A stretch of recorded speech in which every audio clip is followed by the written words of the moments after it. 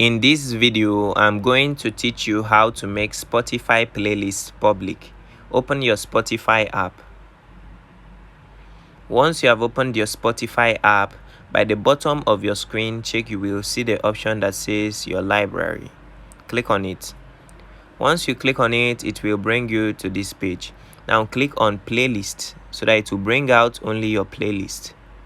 Once you click on it, you will see all your playlists here. So now select the playlist you want to make public.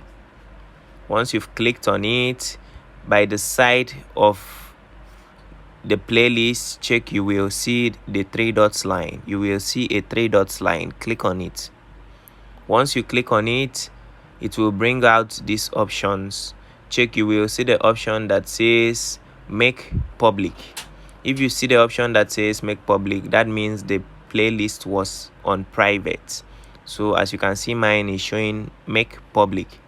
So if I click on make public, this playlist will be a public playlist.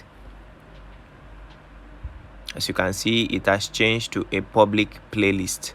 So this is how to make Spotify playlist public. If you find this video helpful, please give us a like and subscribe. Thank you.